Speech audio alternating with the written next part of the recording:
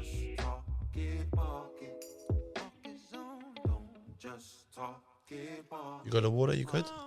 What's that? You got water and everything? Yeah, I You got good? some water, Top yeah, man, yeah. top man. How you doing, my man? Yeah, good, thanks. How are you? Mate, I'm super grateful for this opportunity today. It's all right, man. I'll be honest. I was thinking, how could I start the conversation today? But I want to give you a story. Go on in. So when I was in Australia, I was there for 10 years, and throughout those stages of being away from home, you know the word called haraith, a belonging. And everyone's like, Australia's the place to be, absolutely love it. You must be killing it over there. And it was fun. But there was a moments throughout that stage over there where I missed home, like that yearning. Something was missing inside me. So I used to crank on my Blims in the car, mate, in my youth in Australia. And, all the songs come out, thinking, sidestep with sideburns, man. Nice. And it would just bring me back home. So I just want to share that gratitude to you, Martin, and say thank you, brother, for leaving a positive impact, mate, and touching so many people in a positive way. Yeah, it's only since we stopped playing, I suppose, the stories like that came out more, I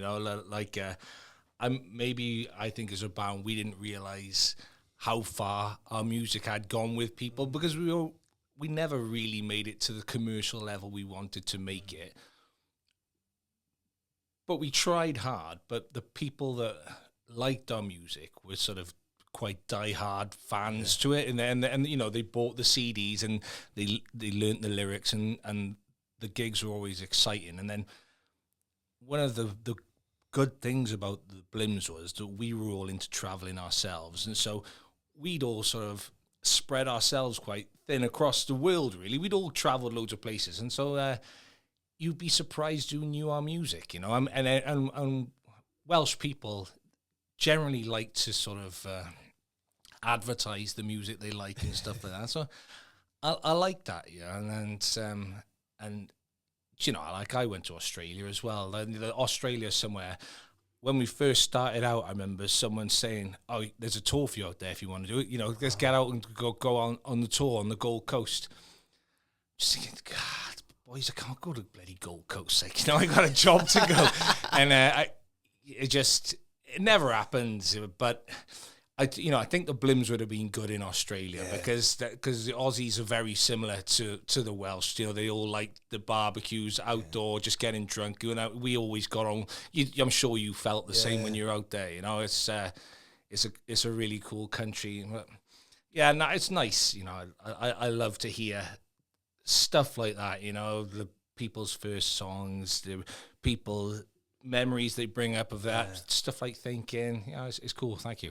Nah, man, it's an absolute pleasure, and it's just one of those things I think I appreciated you more when I was away. I remember the songs but I think you don't really, you just say parts because it's very much storytelling. It's music is, and it's all about this area experiences, it is, and you're hearing certain aspects like, hang on, I remember that spot or that place or that pub or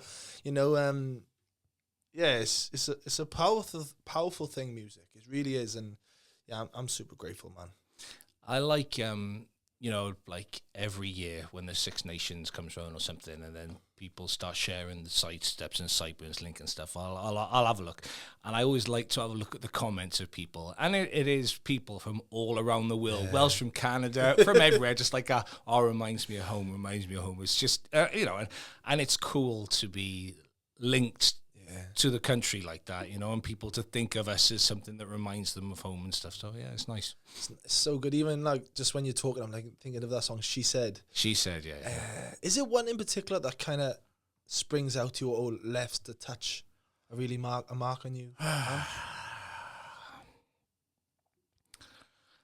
don't know. Do you know, like when you've played them yourself so many times, like all of our Blims songs, we must have played thousands and thousands of times, and you change your favourite. You do. Whenever you write a new song, that's the one everyone loves the most. Not necessarily the public, but as a band, because you do get tired sometimes of playing the other ones. But I think that the tracks, and tell everybody they were probably the rawest,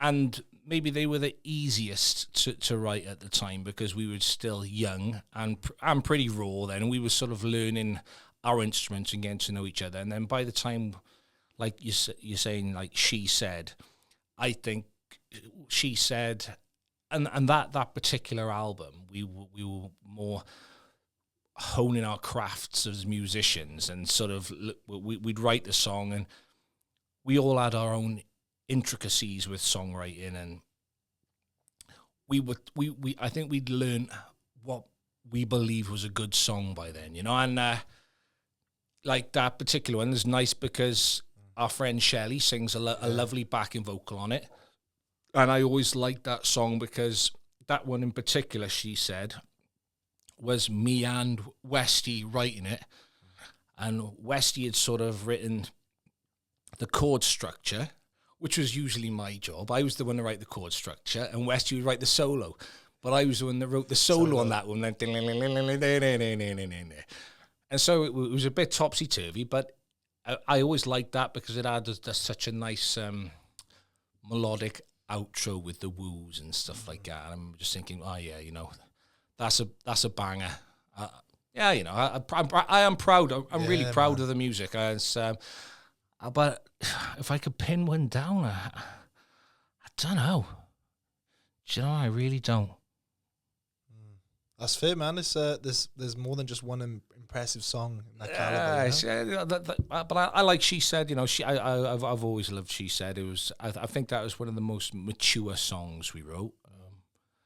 You know, but then I was really proud of Side Steps and Sideburns when we did that. You know, when we wrote that and we sort of got the video together and things like that, it felt like, well, I thought that was going to be the one that would make us as a band, you know, especially when Wales did win the Grand Slam there. We had so much attention from the media on TV, played in, you know, in the stadium. We played on Step to the Senedd when the team came round.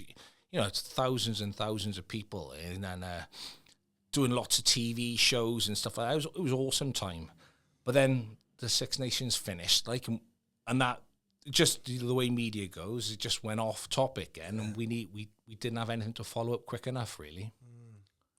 It's interesting, man. I just think if you're in this era now, how much bigger the power of social media, the power of, you know, the Spotify, and well, Spotify was it? It's obviously you're on Spotify. So I reckon if we would been the Blims in the 70s, we would have made it. Do you know what I mean? I think if we were pre all of that, because as a band, we were a good band. We could sing. We there wasn't anything produced about us really. It was quite raw, but it gotten harder over the years to make it as a band. You know, because you had to have the image and all that sort of stuff. And I think if we had been just 10 years earlier, that might have been the key for us. So when I would have liked to have been a band then, you know, I would have loved to have been in the sort of Led Zeppelin era and the Jimi Hendrix era to be there. But like, as far as making it goes, you know, we've played so many gigs with bands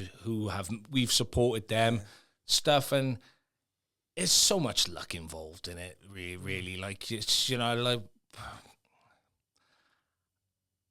just didn't happen for us. That's all. Timing, you think? Like, you know, you talk about luck. It's you know, that one shot of that someone just catches your eye that's in that type of agency or, you know, connection. And I just don't know. I can't answer that. I really can't. Like, you know, I always watch sort of music documentaries about bands because I you know, I love music and how they got discovered and things like that. And you know, we walked that path, definitely. You know, we played all of the venues. We went on tour. You know, we lived as musicians for ages, and we just didn't get that lucky break. And you can be bitter and cynical, because there's, you know, often there's parts of me thinking, you know, could have a guitar-shaped pool now, living in Australia, you know, just living on royalties, and we're not, but.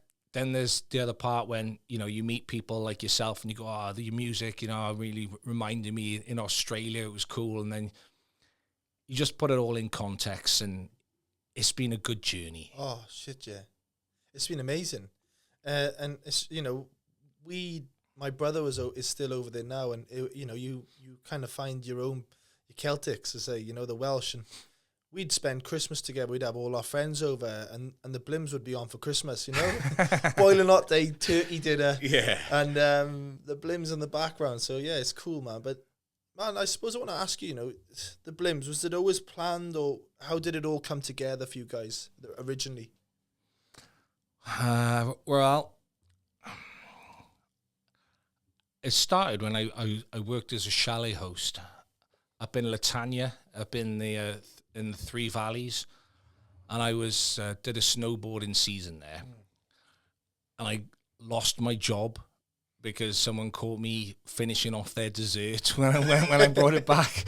They hadn't touched their ice cream, but rather than put it in a bin, I just ate it when I brought it back to the sink, and then they grasped me up, and so I lost my job, and they wanted to take my snow pass off me then, my lift pass, so I went on the run up there in the mountains, and I stayed with a maintenance man because he was my mate, and I needed a job, and so I went into the local bar there, and I played my guitar, and I had a microphone hanging off the ceiling on a bit of a string, and I had to play my guitar, and he gave me like €50 a night or something like that, and some free beers and a meal, but it meant I could go snowboarding, and I saw out the season.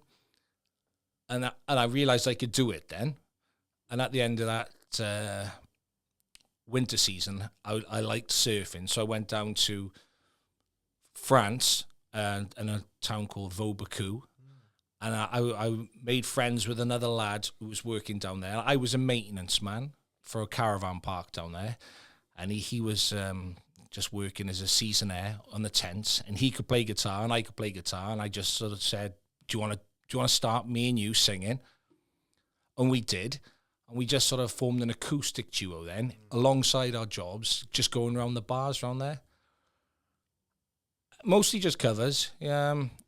Because at the time, it was south of France. There wasn't many tidy people down there doing music. The French bands it was all a bit cheesy. And we were quite raw and tried to put a bit of fun to it, and people liked us down there, and we realised we could do it. I think we might have wrote Sunshine then, just the one song, and then I came back that winter. And when I came back to Bridgend, I went and saw Westy, who still lives in Bridgend, and sort of said, "Do you want to form a band?" Asked Jenks, "Do you think Jenks will do it?" And tried pitching it to them, and they were a bit reluctant, but they came round. We got together and had a couple of jams.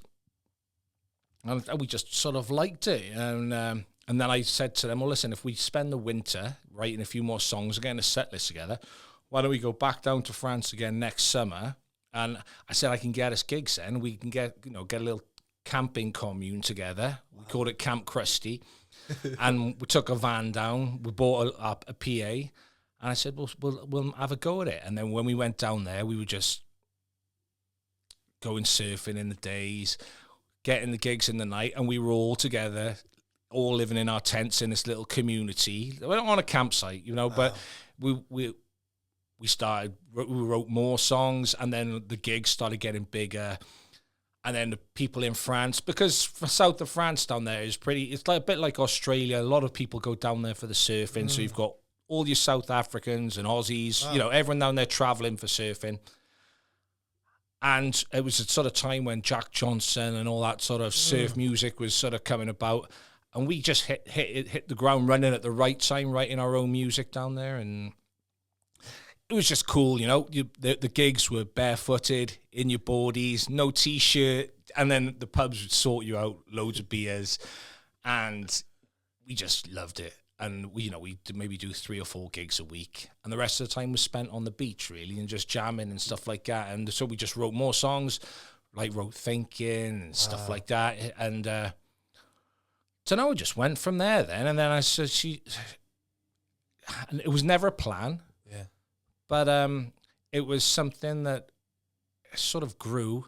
And I think we all felt it organically grow from when the gigs started to be less covers on our original songs started to become more popular. When we'd say, oh, this is Thinking, and we get them all to go yeehaw. And then you'd be people there, like little kids, surf rats, crowd surfing over the top and everything. And our mates would be security trying to hold the crowd back. People liked us, and then people went back to Australia and places like that. And, their fond memories of that summer were this band that they'd all got to know. And we were always down there for the whole summer. So it was nice like that, and some part of me thinks if we just stayed there, or if we'd gone back up to the mountains and carried on playing, we might have made it then, because we were on a roll then. It was definitely on a roll. But our plan was then we came back to Wales and we bought recording equipment to record our own album. And I like to tell everybody, but in hindsight, I wish we'd gone, we've got some songs, but we'd like someone else to produce them who knows what they're doing, rather than the four of us sitting in Westy's bedroom trying to record our own album.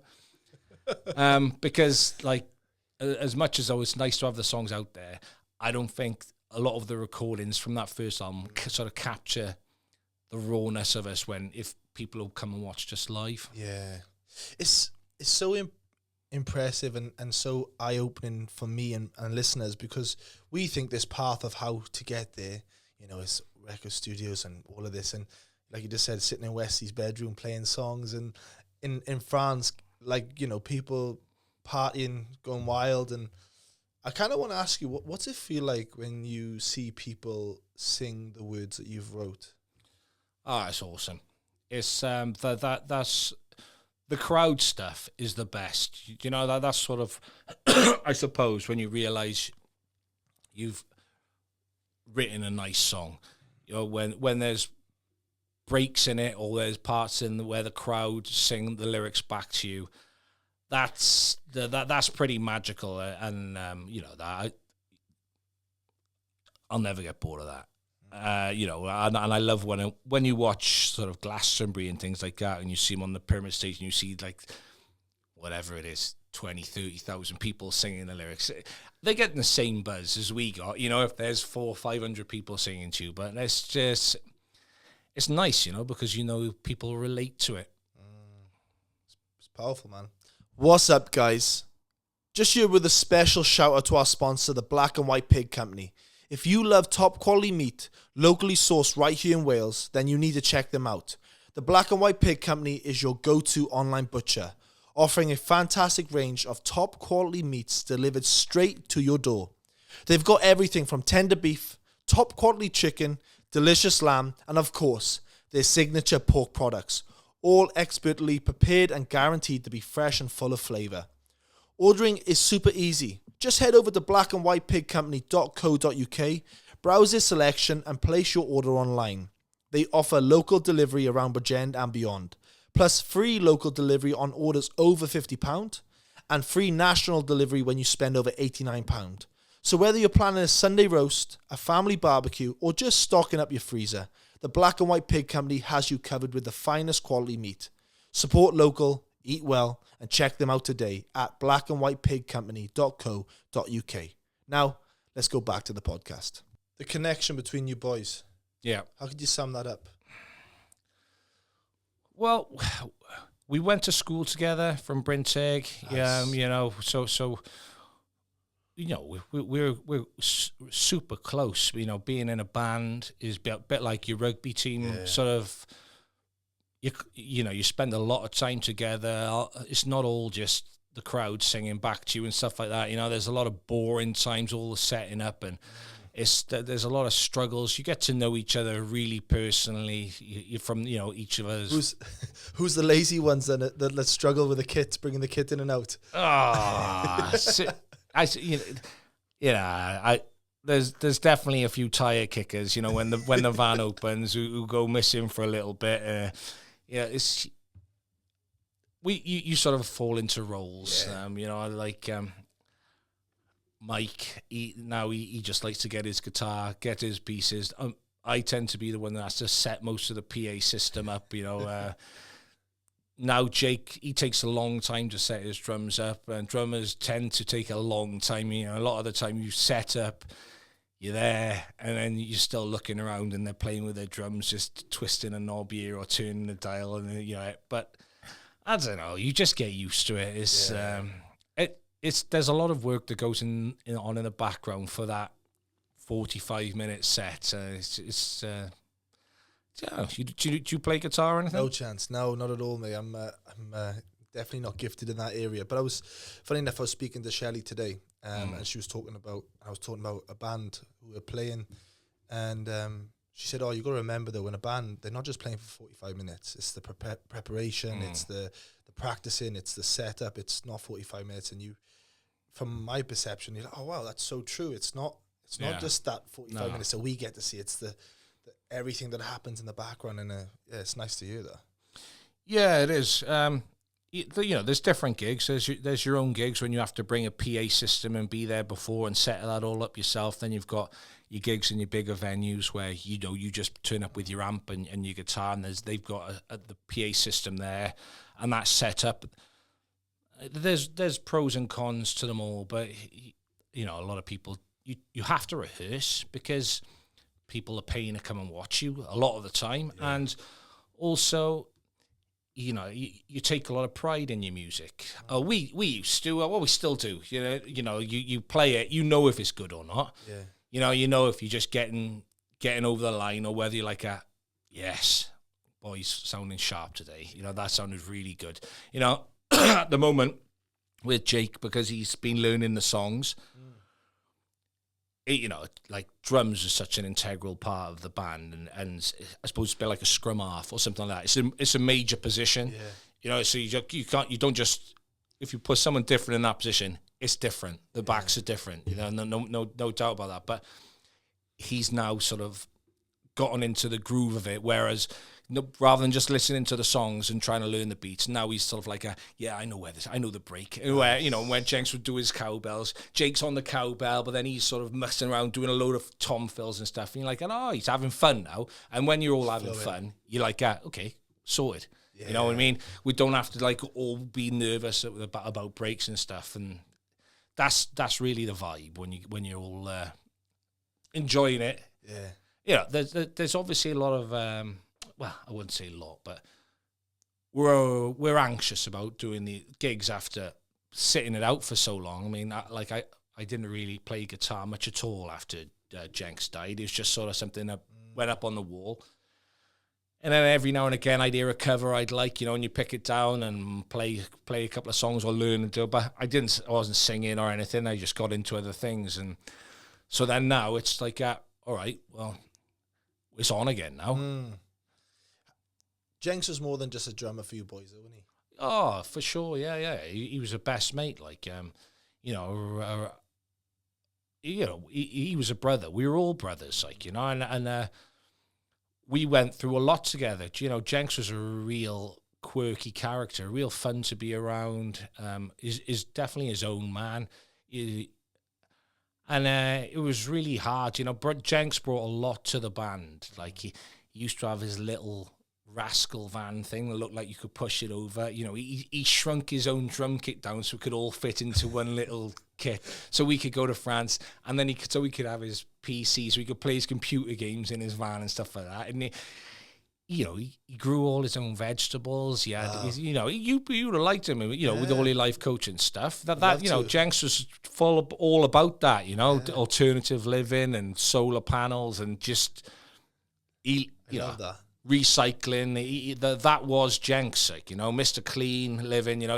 He'd be there with his organic vegetables and stuff, and having his little platter, and then Tricky there with his cans of bow and a kebab, and so two opposites. Yeah, exactly. Yeah, and that's how we were, and Jenks liked Queen and the Police and ABBA, and then Tricky would want to put on Metallica and Slayer and System of a Down and stuff, and then I'd want to put on some Jack Johnson and stuff like that, and we all just wanted our different sort of music, but that was just us, we were different. But yeah, he was real close to us all, and it was and it was really sad to lose someone to cancer, and it was just really hard to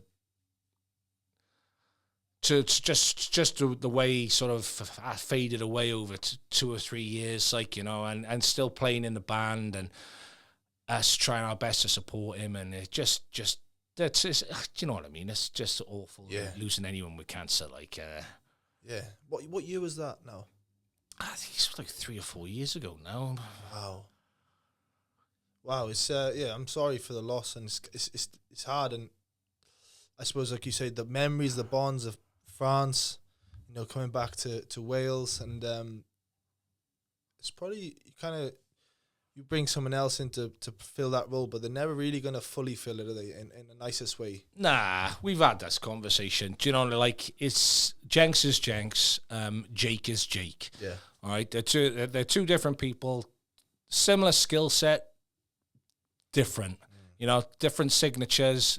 Jake is more of a hard hitter, heavy on the kick drum, likes rock, very drivey drummer. Jenks was Mr. More like little scalpel, tickety-tackety on his cowbells, quirky style.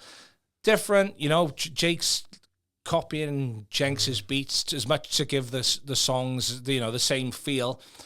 But it's different. It's the same, but it's different. You know, a lot of people might not notice the difference, but I'm sure if Jenks came back to life and he was able to play a song, and then Jake stepped in and play a song, they go, sounds different though. It would be different. Yeah. We'd all notice it's different because, but us four now, we just get used to each other, and then we kick on from here. Like that's how it goes. We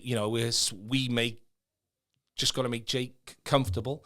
I'm sure when we play, everyone's going to appreciate how good he is as a drummer, and you know, I mean, and the show goes on. Like, I just think even you guys getting back up on stage, let alone any form of expectation you put in yourself, you've fulfilled a lot of people. Yeah, I hope so. You know,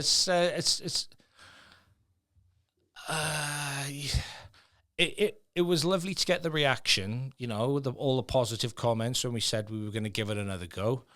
We're very lucky that Jake is such a good drummer, and people will see that when we play. You know, it's I love Jenks, and I loved his drums, and they were part that made the sound of the band.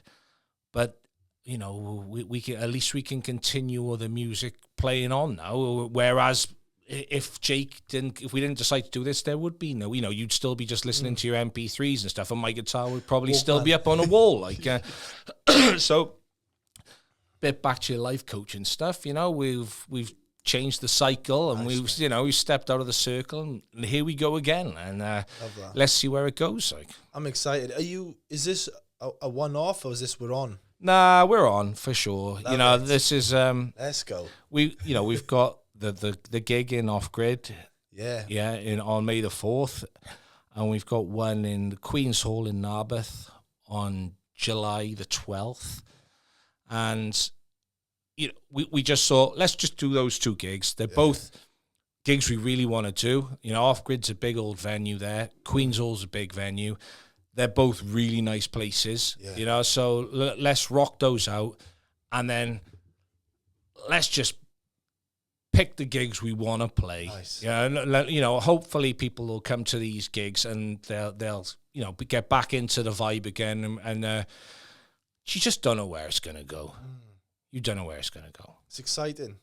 I've got my tickets anyway. Okay. Yeah, I'm excited, man. It's a pleasure. I've always wanted to see you guys live. You know, everything for me was through the. So you've never seen us live? Never, mate. Oh, so it's just CDs. Yeah. Oh well, through the van. I left 2012. 2012, I left to go to Australia. Yeah. So for me, man, it was always played through the car. Yeah. No, that's cool. Well, looking forward to seeing a band, you know. Excited. Obviously, then getting to know Shelley over the last year, and your connection with Simon as well, and everything like that, and just it's cool. I remember even when Gavin Henson was at his highest, and then Hero to Zero come out. What was that all about? Well, firstly, like Shelley and Simon, you know, they were being a big part of the band. Like, so Simon has done loads of our videos for us. And we wouldn't have had the success of Side Steps and Sideburns if it wasn't for his video, because it was the video that people shared as much as the song. So that was a team thing. So he's always been a close mate from school, and Shelley was just an awesome singer as well, who loved her music, and she's always managed to, when we used to play our gigs, that they'd get up as a duet and often start the show or something like that, and then Shelley would come up and she'd sing She Said with us, which was always an awesome addition, because all the girls, her friends, they would come, not so much to see the Blims, they just want to come and see Shelley do a cameo, which was nice, and everybody likes her voice. She's an awesome singer, and like you say, she's a lovely person. And, they'll always be... Well, I mention them in Thinking, don't I? Yeah. So they've always been part of the band. But the Henson stuff, I mean, that's just back to the raw songwriting stuff, So that was a bar in Bridgend, Carey's Bar. Mm. And at the time, they used to have a group of rugby players who used to go out. They used to play for Bridgend, I think. And then... they go on the lash on a Saturday, which would roll over to a Sunday, and then we used to often play an acoustic set in Carey's Bar down there on the street on the Sunday afternoon. And one particular one, Henson was there with them, with the Bridgend boys. And I used to heckling because we were playing around here, and they got the usual heckles. And then Henson came up and he had a flute of... They had a magnum of champagne right at the front, and he came up, as a peace offering, and said, "There you go." As I was singing a song, I thought, that's nice of him. All right, yeah, cool, thanks, cheers. All right, let's knock the heckling on the head now. And then someone come up 5 minutes later and said, "Don't drink, it's piss." And I said, "Oh, what? Really? Oh yeah, they've been doing it all afternoon. They filled it up with piss, and they're giving people flutes of piss." I just thought, what a dickhead. Yeah. Of all the things, we're in the band playing up there. Who gives someone a flute of piss anyway? I like rugby, but that's not a side of the sport that I think is particularly cool. And that particular thing just pissed me off then. And so I went home that night, annoyed.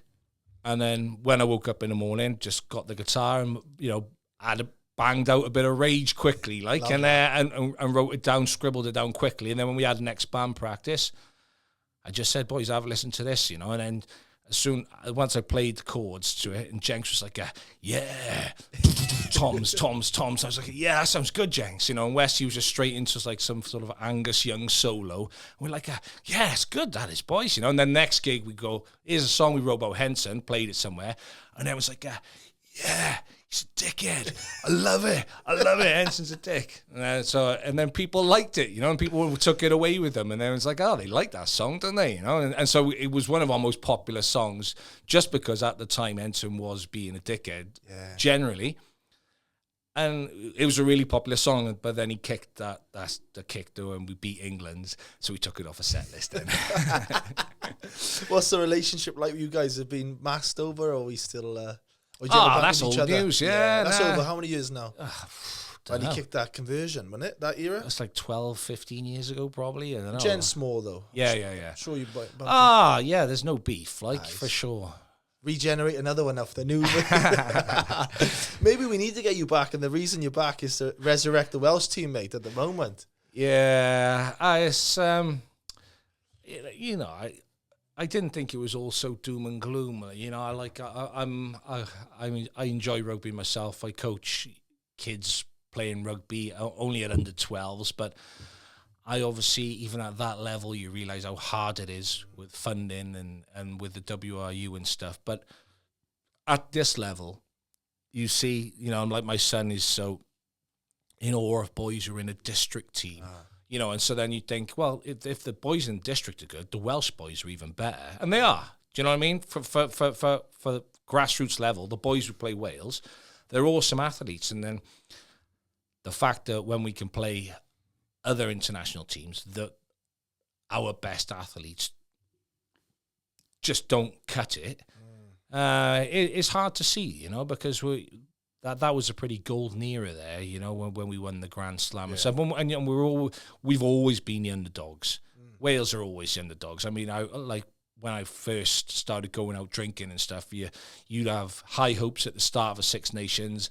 First game, lose. Oh, well, wooden spoon again. And that was just it, wasn't it? You know, you got used to having a wooden spoon. Yeah. Maybe you scraped a couple of wins somewhere, but generally, wooden spoon. And so that's why when we start winning, you know, we all get behind it so much. You know, it's the same with the football when they've got to the Euros. Anytime when a Welsh team starts to get somewhere, you know, we massively get behind it. And I'm sure it'll go in cycles. You know, like you see glimmers when we watch the under 21s and stuff. You know, they look like they're pretty good, and you think, oh, well, that's simple. Then they're just going to go up to be the senior team, and then we're going to batter everybody. So, but I don't know. It's not all doom and gloom. I think you can drop your head and try and associate blame. I don't really know what goes on with the WRU. There's, you know, there must be enough money going into that stadium and enough people into rugby. We got lots of people at grassroots rugby playing, tons of people playing rugby, super popular. Yeah. We're only a small country. You know, I don't think those rules they put down where, you know, you weren't allowed, if you went over to France to play, you weren't allowed to play in the national team. That was a load of rubbish, wasn't it? Because, you know, you'd see the Italian team go from strength to strength, or the Argentinian team just getting better and better, just because they widened the scope, you know, and they just had players from everywhere. Yeah. You know, none of them looked Italian, but they were all of a sudden, you're like, oh, okay, you know, that's the way it is, you know, and unless we're playing club rugby at an elite level, then it's going to be hard to compete at an international level. And it's a short career, isn't it? You can't begrudge him if someone's going to pay him in France like triple the wages or something. Why wouldn't you? Well, if I was offering you 400k or you get 100k in Wales and you've got, you know, 3 years left of your career, what are you going to do? Exactly. No, I get it. And you know, I love France as well. You know, I would go and live in France. I like Wales. Don't get me wrong, but like I've definitely got an affiliation with France. I just think they've got a nice lifestyle out there. The siestas and the weather's better. Outdoor beaches. Yeah, I like it. Nice. What would be in the team in the area when you were in France? Like the top, what's it, top 14 over there? With Biarritz or no? Yeah, Biarritz. Yeah. We played against, when I was younger, we played against Catalan Dragons, and they're Perpignan. Yeah. So that's on the border. Right? Yeah, I loved it there. Yeah, I bet. Great experience and chill vibes in it, just really chilled. Yeah. You know,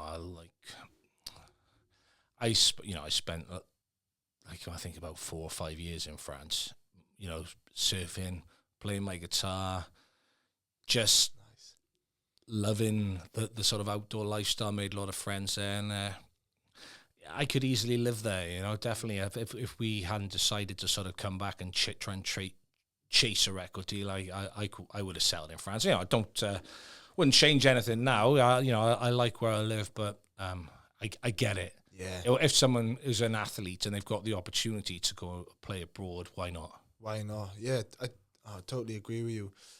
What's up, guys? This podcast is brought to you by UTest. UTest provides clinically accurate, rapid home testing kits for a variety of medical conditions and deficiencies. Designed for convenience, these tests deliver results in just 5 minutes, eliminating the need to wait days or weeks for lab results. The range includes tests for prostate PSA levels, bowel cancer screening, onset menopause to fertility, and more. All tests are available with the next day delivery at www.utest.co.uk. Use the code 0010 for 10% off your order. Now, let's go back to the episode. You know, you talk about writing songs, and, you know, you said about the song with Henson and getting things out of your head. Would you say writing songs and writing in general is like therapy?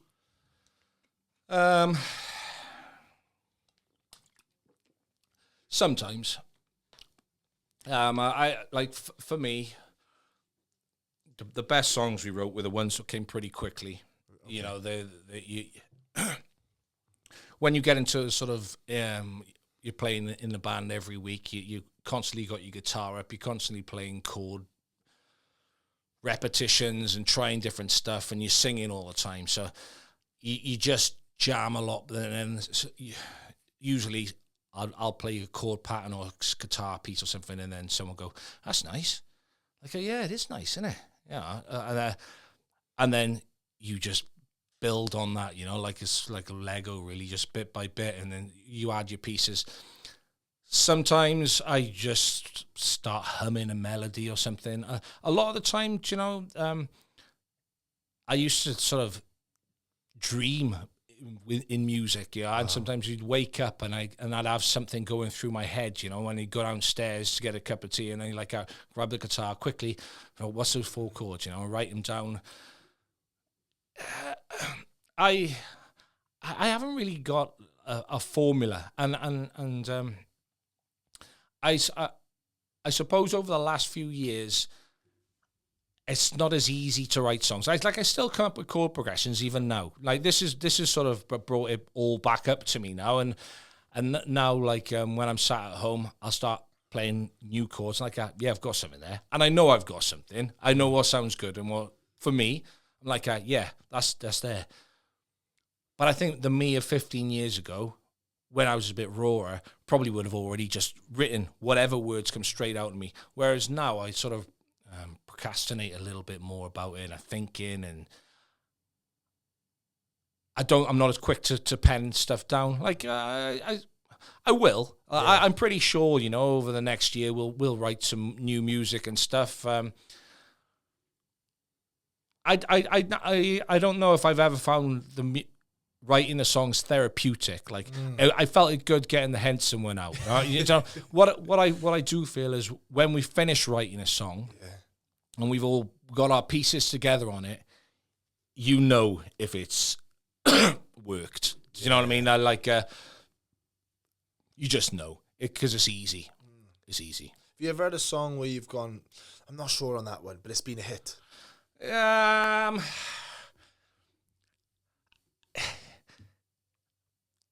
Yeah, well, we've had songs where we've sort of manipulated and changed them, and I remember we had one called Killer Gorilla, which we were messing about with for ages, and Westy had a riff from Crazy Train, and I'd written it about bouncers in Cardiff, about spilling wine down my t-shirt and fighting bouncers, and it was a really well-written song, and we played it live a few times, but and then people come and go, fair play, I love that Killer Gorilla, but we never did anything with it, it just sort of died a death, and I still remember, there's still songs now, like Westy's got them all on his hard drive of old things we've written, and I just I don't even remember fucking singing it. I don't even remember doing that one. We've done loads, I've done hundreds and hundreds of songs, and it's a good thing now is with your phone. A lot of the time I'll go on my phone and I'll just have a look at my sound recordings, go, oh yeah, I don't remember that one. That's pretty good. That is I might reinvent it. I have to try and teach myself because I've just got a bit of a bad memory now. Really, just so much happened over those years. It seems like you've lived a life though. I'm listening to this and I feel like, okay, I think we struggle at times to reflect and go, oh wow, we've done a bit. Even when I sometimes did years in Australia, someone would be like, well, we've done a bit. You forget perspective, right? And I'm like, wow, you've performed in France. You've been performing and gigging in France, and then come back to Wales and touch so many people. I feel like I feel more of that energy than maybe you don't realize sometimes until, like you said, when people come up to you and go, hey.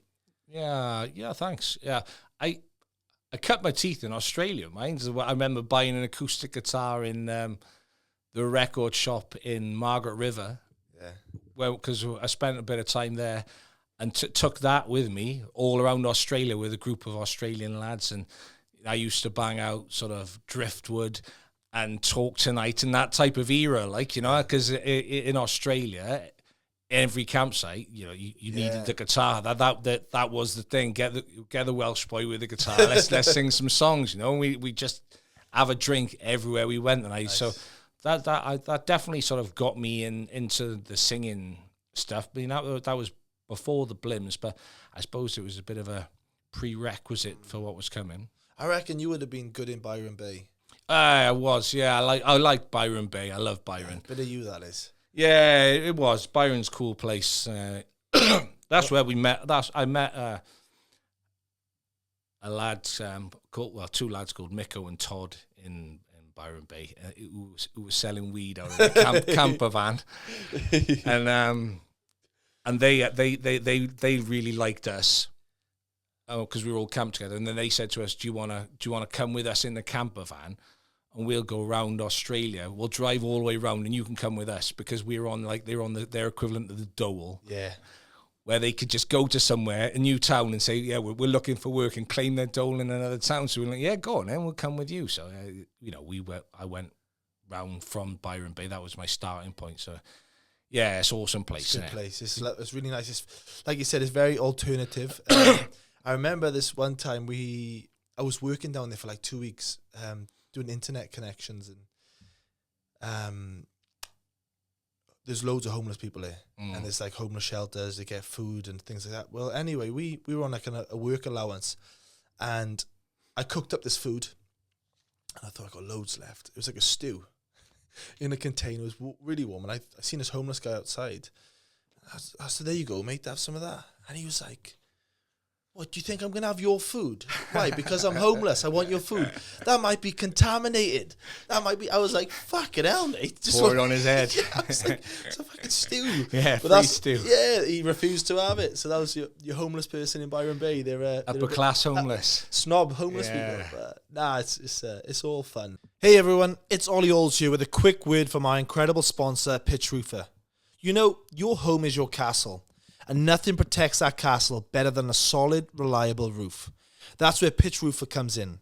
They're not just building roofs, they're building trust, community, and peace of mind. Pitch Roofer has been serving our local community for years, and what really sets them apart is their commitment to giving back, from supporting local sport teams to donating to charities. They're making a real difference beyond roofing. Together, we are stronger. Now, if your roof is looking a little worse for wear, or you are thinking it might be time for a full replacement, Pitch Roofer has got you covered with top quality solutions tailored to protect your home and boost that curb appeal. Why should you choose Pitch Roofer? Let me break it down for you. Experienced professionals. These guys know this stuff with years of expertise in residential roofing. Affordable rates, competitive pricing with no hidden costs, high quality materials, durable weather resistant products that stand the test of time. Free inspections. Get the condition of your roof checked at no cost. 100% satisfaction guaranteed. They're not happy until you are. So whether it's a repair, a replacement, or you just want a peace of mind your roof is in good conditions, give Pitch Roofer a call on 01656 470016. A text message to 07540 443345 or email gerald@pitchroofer.co.uk. Pitch Roofer, building more than roofs, building a stronger community. Now, back to the show. I'm excited though, mate. You know, 4th of May, May the 4th. Yeah. You're back. Yeah. It's going to be good, that. So, yeah, first time playing live in, since Jenks passed, you know. So, I think it must be 3 or 4 years ago. Yeah.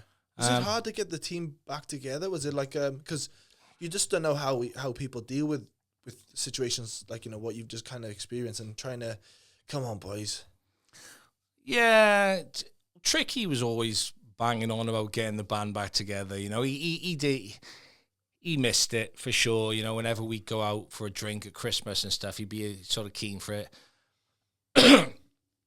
Mike did his own thing. He was just getting into playing COD and and just stuff like that. And I don't know, like, but when Jenks passed, like those 3 years where he was just sort of deteriorating, it sort of took the love out of music for me a bit, because we play songs and we'd be very wary that Jenks was struggling with his fitness because of the cancer, because his body was sort of given up. And what type of cancer was it? He had pancreatic cancer. Oh, yeah. But he didn't take any sort of chemotherapy treatment. He had part of his pancreas removed, and he tried to treat it himself with cannabis oil and stuff like that. And though it worked, it also prolonged the symptoms for so long, and he had a much sort of slower path. And that was quite hard to see. And he used to use the gigs as opportunities as sort of milestones for him to see if he could perform. And it would be hard for us because his wife would be really worried about him and say, you know, he can't do it anymore, boys. And we used to think, should we just tell Jenks we're calling it a day? Because it started feeling a bit cruel, and I took a bit of the love out of it for me, really, those last couple of years. And so when we sort of played our last gig with Jenks, I remember just thinking, do you know what? This just feels like the right time to put the guitar away, just put the PA away for a bit, and let's just walk away for a bit, boys. And I didn't miss it, really. I didn't miss it, like, you know, because I'd done it for so long. But then I would, you know, just watch Glastonbury or things like that, watch live music, and just think, do you know what? I miss that a bit. And then it would just come to a point where Westy was mentioning that the PA had been in storage for a while, and, you know, what were the plans for it? I remember just thinking, we were going to just give it to like an up-and-coming band or hall or something like that, so they'd have a PA. And I was like, should we just have one more crack at it? I'm just floating it with the boys, and they just all look at, yeah, come on in, you know? Let's ask some people if they'll play drums, and we did, and I just went from there, like, you know. And then when we got together and sort of played a few acoustic jams over Westy's house, and you know, everyone was sort of liking it. So like, come on then, let's do it. Like, I'm sure Jenks, man, will be proud of you boys getting back out there, though. Yeah. Oh, this is what he'd want. You know, I you know, when he was, you know, when he was worse for wear, he used to say, you know, I want you to keep the music going. You don't call it a day or anything like that. He's definitely what he wanted. You know, Jake, when Jenks had his pancreas removed, Jake sort of played for that summer with us.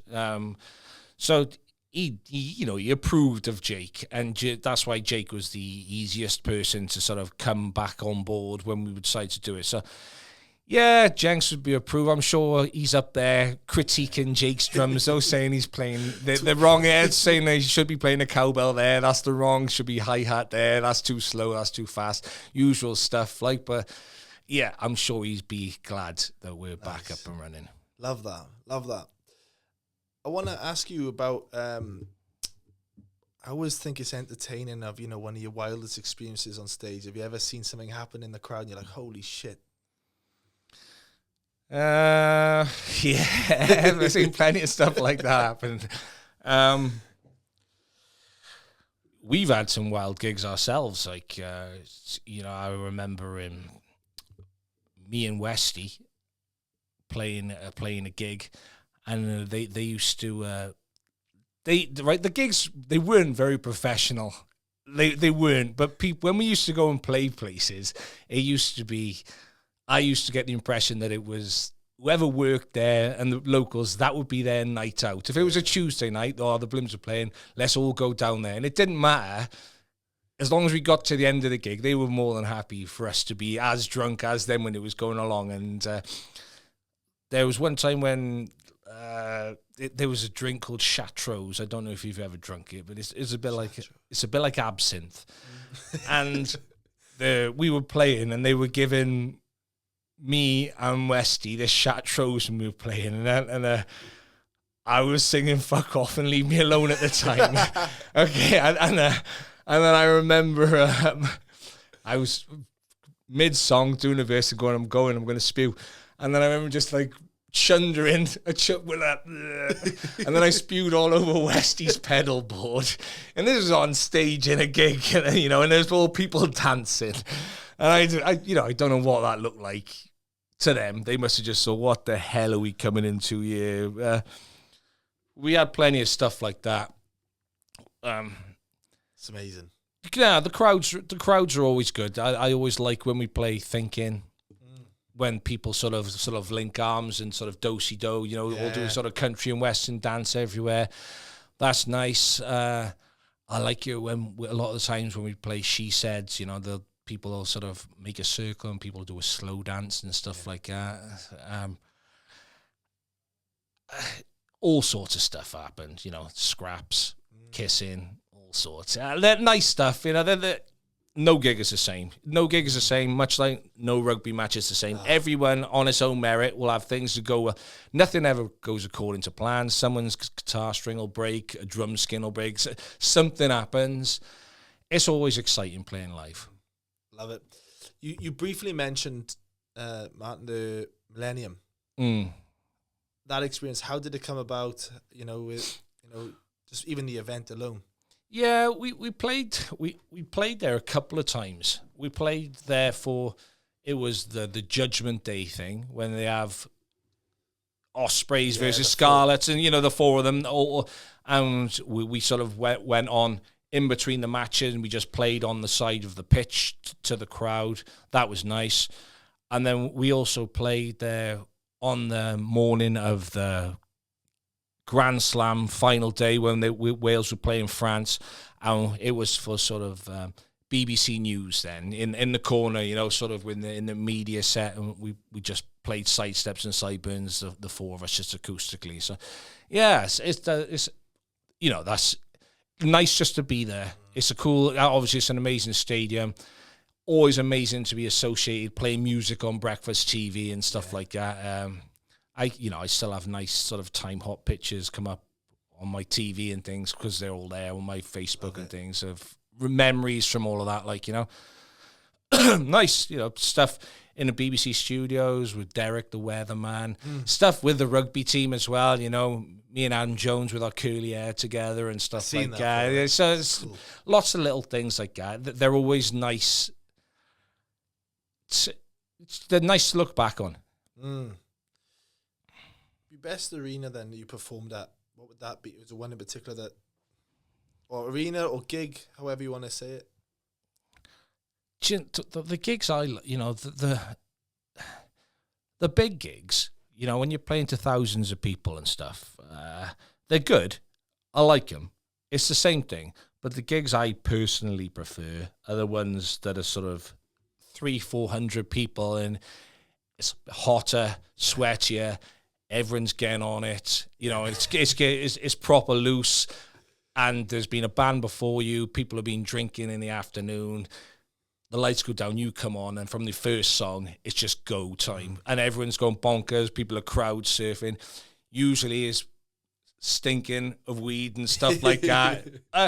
They're the ones I personally prefer. Like the most magical gigs for me, I suppose, were when we first started the band, when we started getting a reaction to our own songs as opposed to the covers, and people singing along. As you mentioned earlier, they're my they're the ones that are memorable for me. Yeah, it's obviously from my perspective, I've never been up there, so I can't replicate. But how do you deal with the nerves? Are you a nervous bloke before getting on stage? Yeah, I do. I'm anxious now about the gigs we've got coming back on, but it's back to the sort of rugby comparison. You have your huddle, you do your squeeze or whatever, you're nervous. Once this ball's kicked off, when someone's caught the first ball, it's game on. Once you take that first contact, and with rugby, everyone's nervous. With the band, everyone's nervous. We have a quick chat. We go through the set list. Nothing to worry about, boys. We've rehearsed this. We've done it. Don't panic. This is the fun part. Once I say blah, blah, blah, we're the Blims, this first song, couple of chords, usually you'll find the first song is almost played at twice the speed it's supposed to because everyone's nervous and they're just going at it. And you go, chill now. Chill, boys. Chill, we're good. And then 2 or 3 songs in, everyone's into a bit of a vibe then. It's, as long as you get through the first song, it sounds good. It's nice to have a good monitor setup so you can hear yourself. You're singing in tune. You can hear your guitars.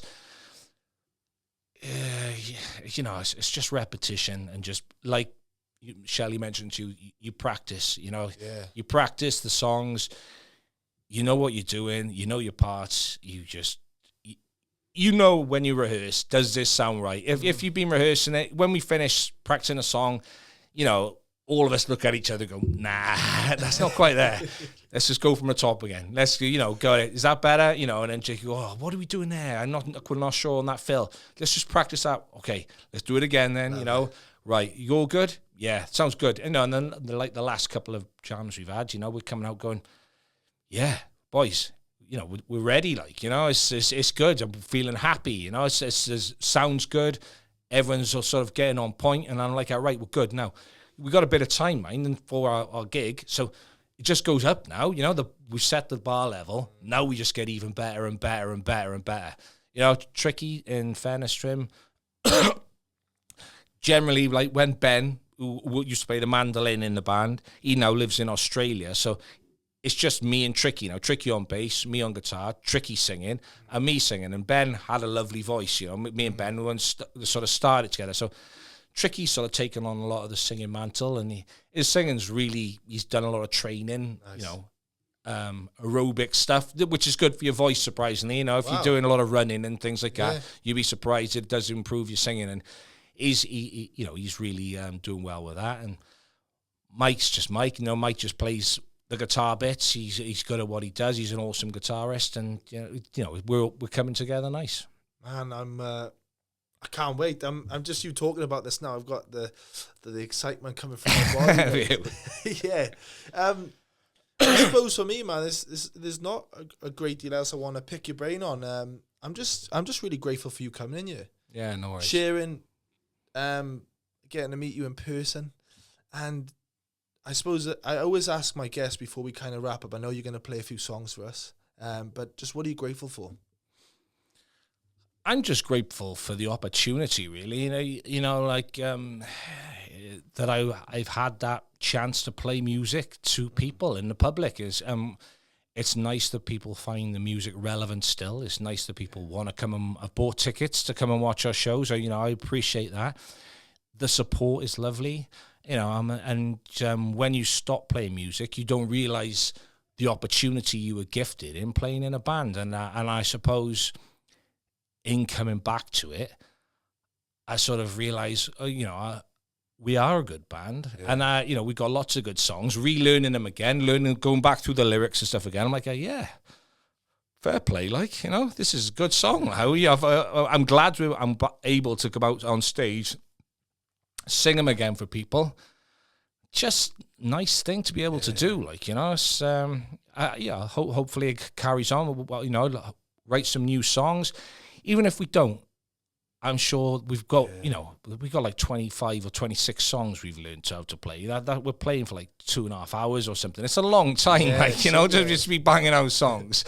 So it's going to be an interesting year. I hope we get to go and play some festivals and stuff like that. Now we'll just play this year, do a few gigs, cherry pick the ones we want. Nice. Well, there's two questions I want to ask you on that. So I had Propane Lane on the other week in year, and I said to them, what would be one that you would tick off this year, which is a massive one? They were like, we'd love to do a festival, In It Together festival. And I was like, shit, I know that one of the guys who runs it. So long story short, they're on one of the Welsh stages now performing at it. Oh, they sweet. Yeah. I'd love to say the same to you, but I think you're going to cherry pick and tell me to piss off. So I'd love to get you on that festival as well. I'm going to It Together festival. I've been to each of them. Each of the years. I take my family there. I think it's a cool festival to sort of bring the kids through into sort of an adult scope of what a festival is like.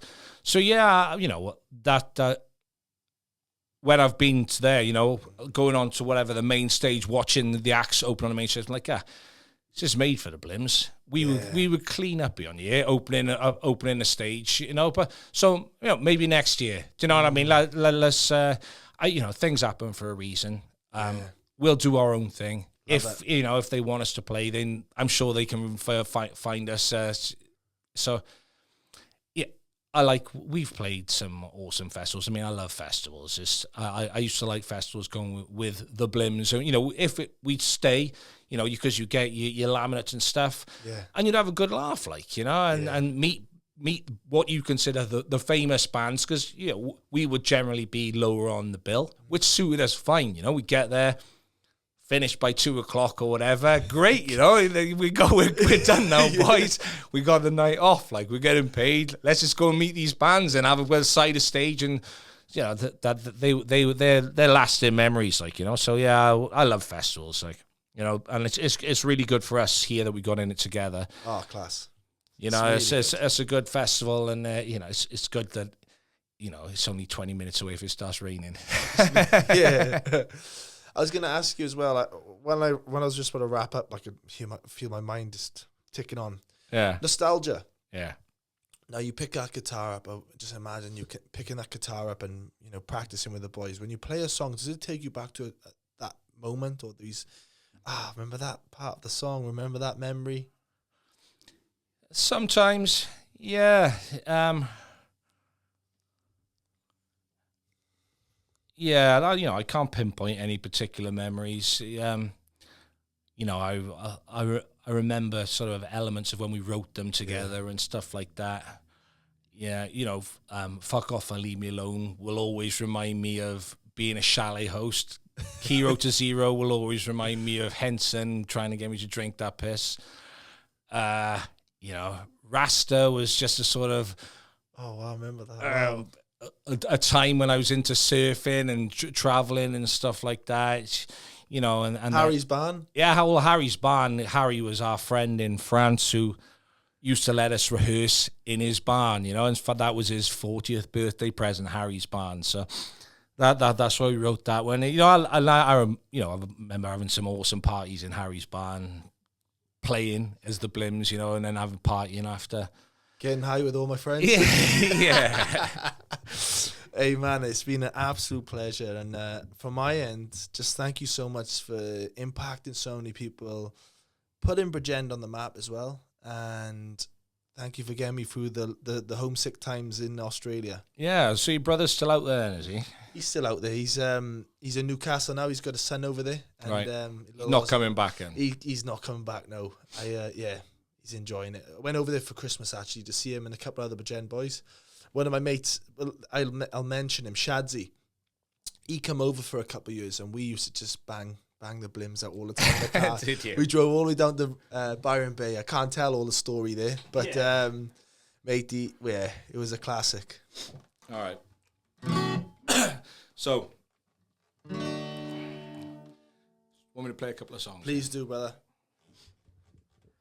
So this one is one I personally had forgotten about a lot until my nephew had started playing the guitar, and it reminded me of some of the older acoustic ones I used to play. This is called Warm and Healthy Glow.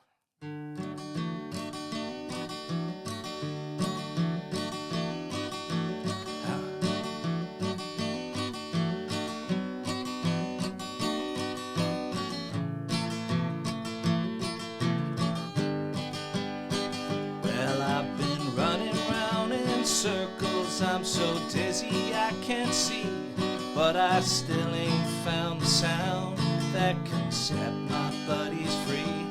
Is it up there in the sky? Can I read it in a book? Can I find it on the net? I just need a catchy hook. Tell me why the rivers keep on rolling. Tell me why we live in dirty towns. Tell me why the grass is always greener. But I love you so, and you know I'll never go. That's the reason that my heart's got a warm and healthy glow. Woo.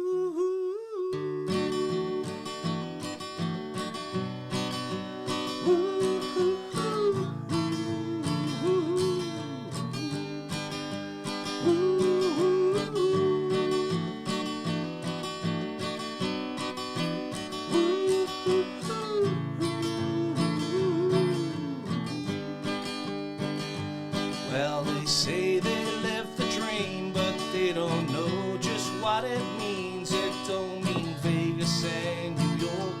It means quiet and serene. It means castles made of sand on an island in the sun.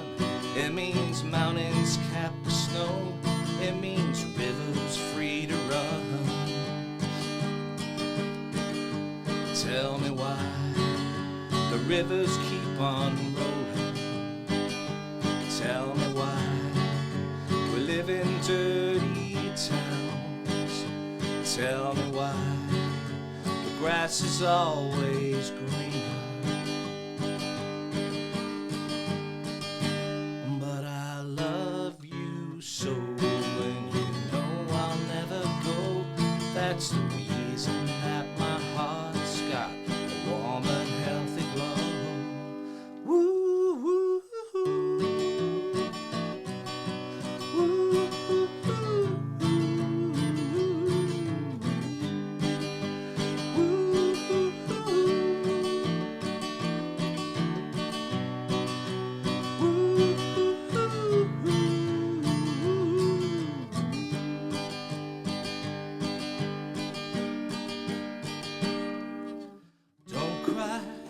Baby, it's raining, you've seen I'm worth saving. I saw the colors that you've shown.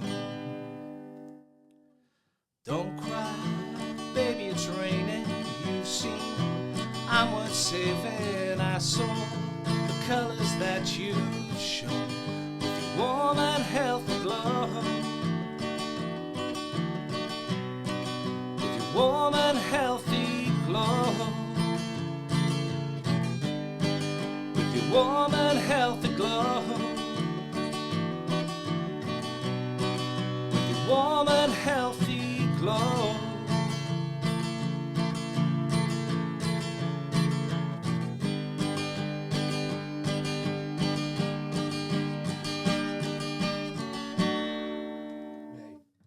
Love that.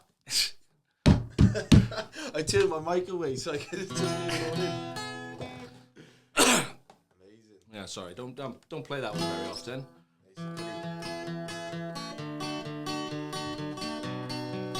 Missed the kick drum on this, so you know.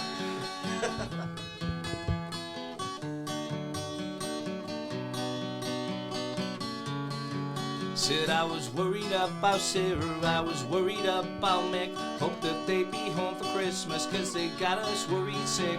I was thinking about Simon, I was thinking about Renell. Hope they're having snow this Christmas and their plans are going well. So when you pick the phone, drops a line, you haven't got the time though, always in a thought so. And I was thinking about you, and I was thinking about that. And I was thinking about you, and I was thinking about yeehaw.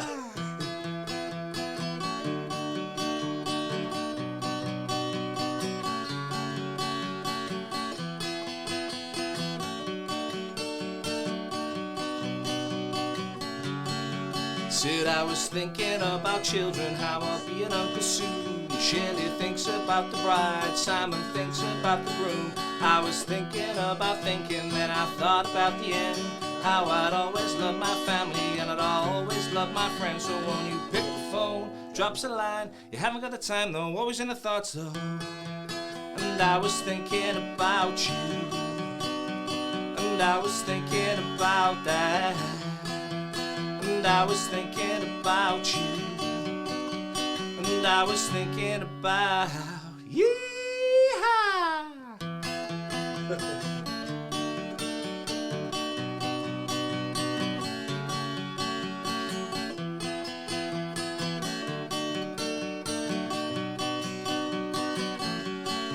Said I was thinking about Peter, I was thinking about Paul, I was thinking about Da Vinci, could he really fool us all? I was thinking about Coney, I was thinking about rest, thinking about sundown, but monkeys was the best. So when you pick the phone, drops a line, you haven't got the time though, always in the thoughts though. And I was thinking about you, and I was thinking about that. And I was thinking about you, and I was thinking about yeehaw.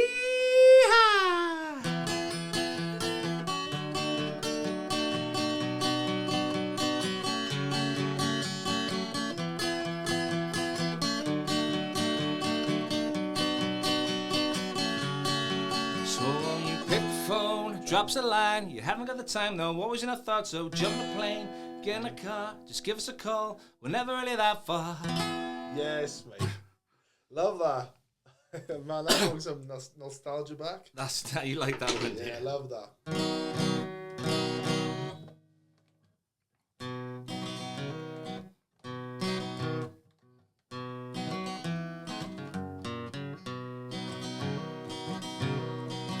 Yeah, a long time ago, before I was born, we once had a team that was always adored, with side steps and side-burns and grand slams galore. Our magical boys wrote their names in folklore.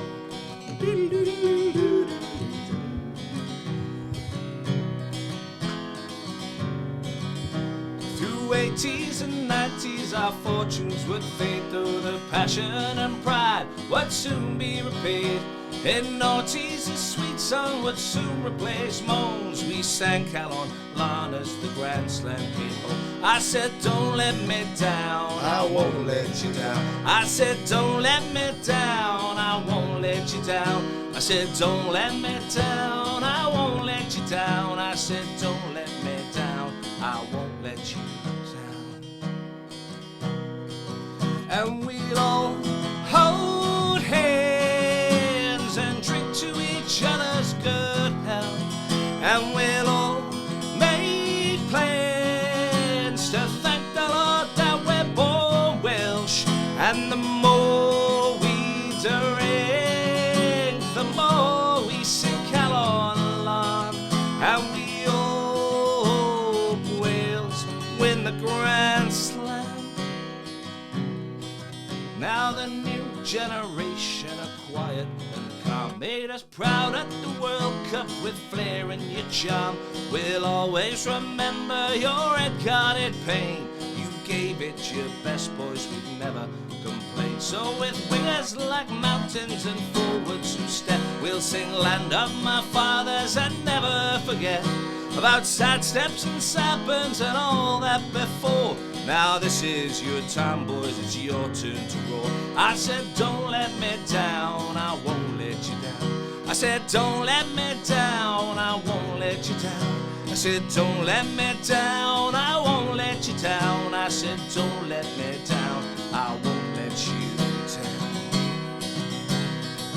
And we'll all hold hands and drink to each other's good health, and we'll all make plans to thank the Lord that we're born Welsh. And the more we drink, the more we sing Cal on lawn, and we all Wales win the Grand Slam.